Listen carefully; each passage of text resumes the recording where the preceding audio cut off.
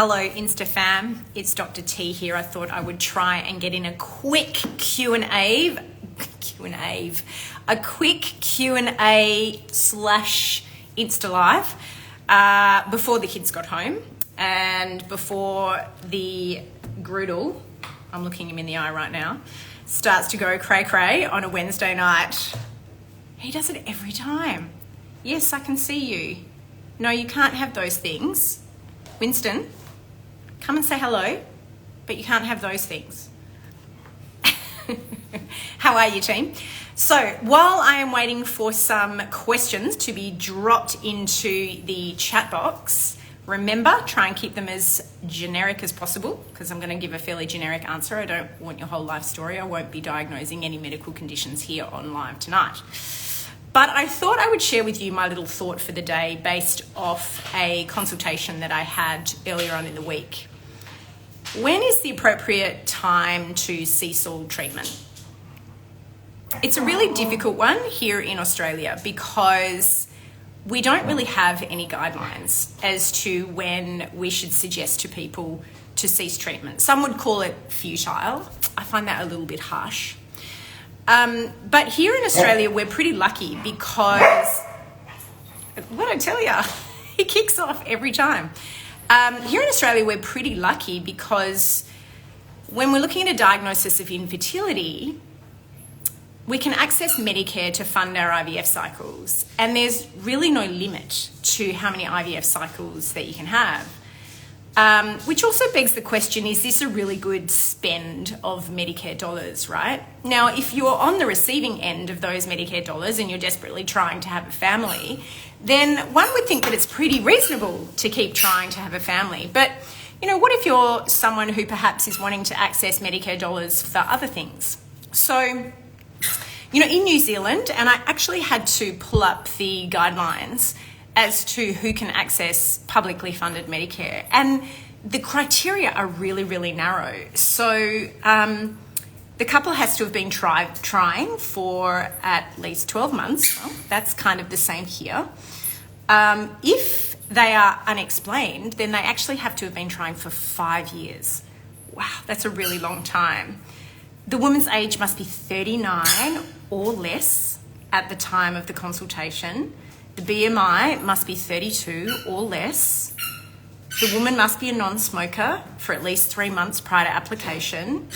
And they've got to be a New Zealand citizen, resident or visa of at least 2 years duration.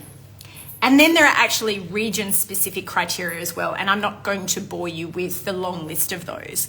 But you can already start to see how difficult it is to access Medicare-funded or partial funding of an IVF cycle in New Zealand. So we in Australia are actually incredibly fortunate in our ability to access pretty much unlimited Medicare funding. So it is a really, really difficult thing to discuss with patients.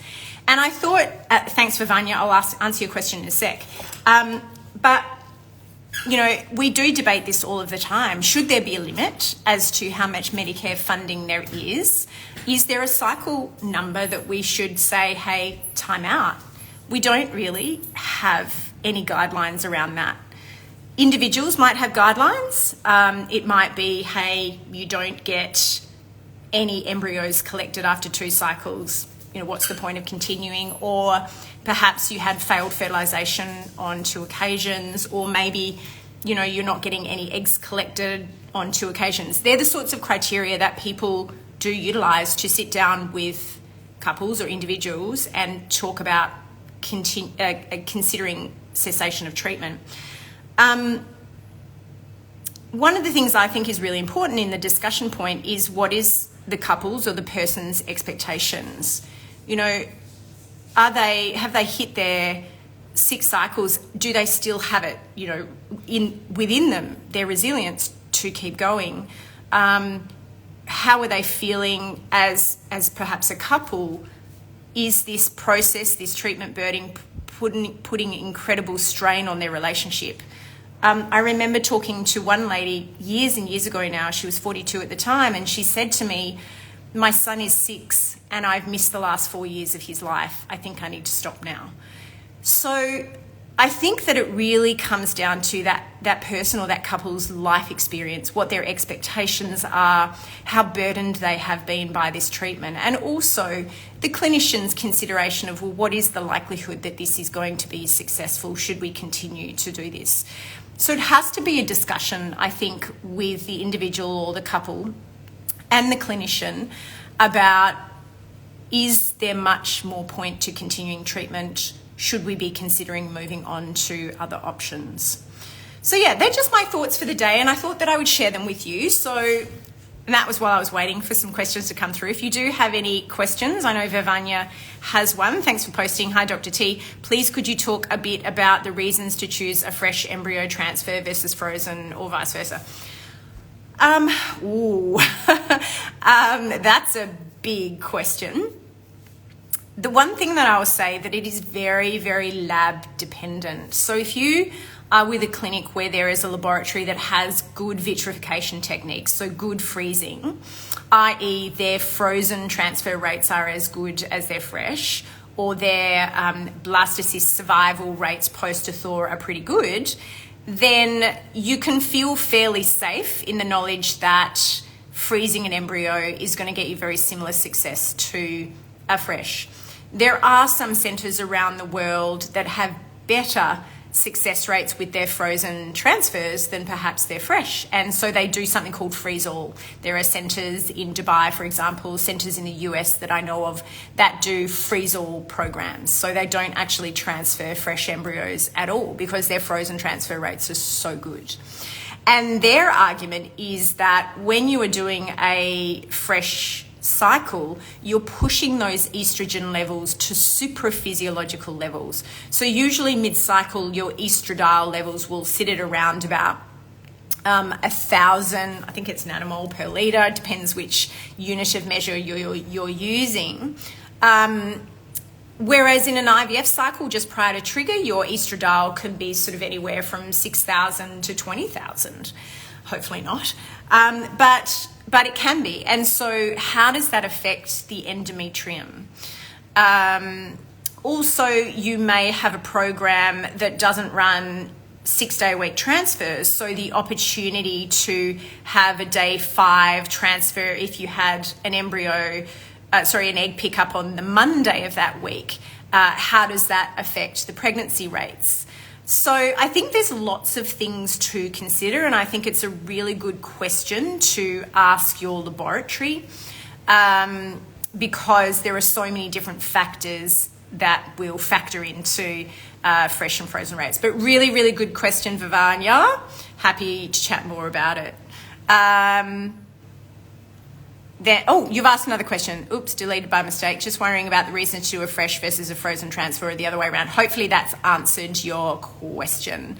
Laura Jane, 89. Is there a higher chance of miscarriage if the male is older? If the woman is under 35 but the man is over 40, is that a factor for miscarriage or case by case? Asking for a friend. Okay, age. The age thing. Traditionally, we know that as a woman ages, her miscarriage rates do go up, and they go up exponentially. Under 35, when we're talking about miscarriage, I'm talking in reference to things like abnormal chromosome number of an embryo, or what we call aneuploidy.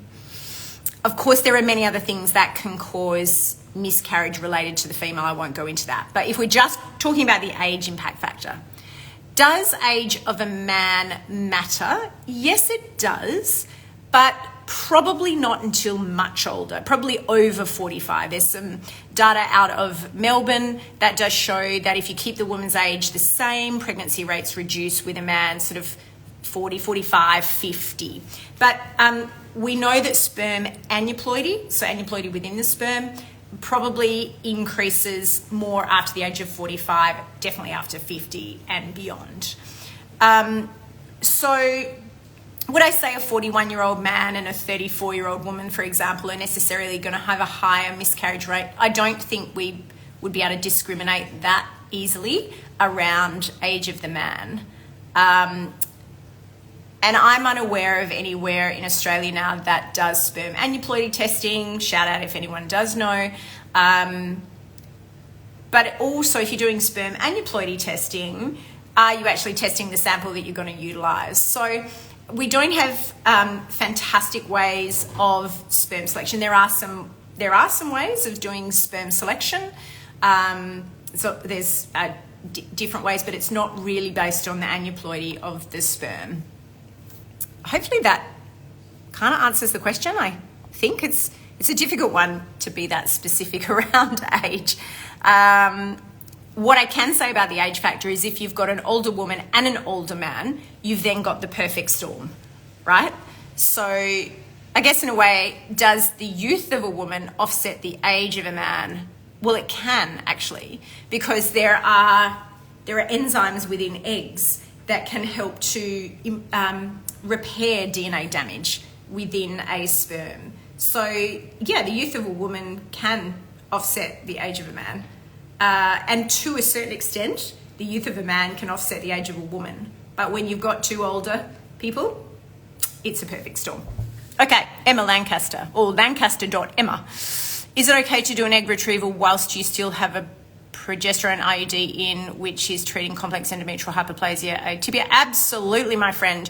You can do an egg retrieval with a Mirena IUD in place, a Kylena IUD, a copper IUD. You can probably do one with an Implanon, though I haven't done one with an Implanon. But any progestogen only contraception, the way that it works is not so much with suppression of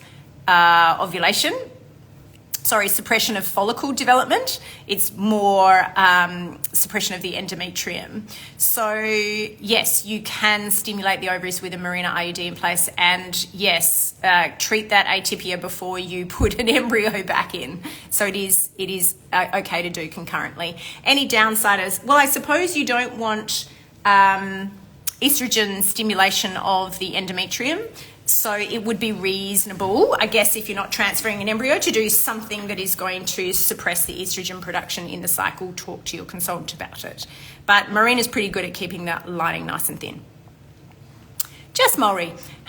Such a hard question with knowing when to stop. Yes, I agree, Jess. It is really hard. Some people are lucky enough to have amazing specialists who stand by them. Yes, they do, my friend. Thanks for your thoughts. But yes, the question is a hard one for people to ask, and I also think that it is even harder to answer.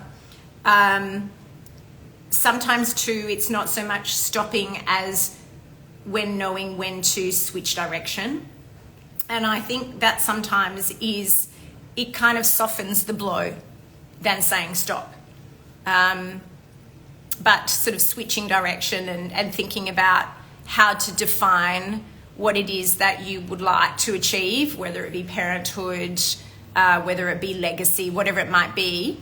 It's really thinking about how to define yourself and define your journey in a different way. But yes, Jess, great thoughts. Oh no, the family's coming home and the dogs are going crazy. Any last questions, guys, before I wrap this up? I think I got them all. Some good questions tonight, short and sharp. Yeah, I'll be back for you guys next week. Have no fear. Question and answers again next week for you all. Lovely to have you on. See you then.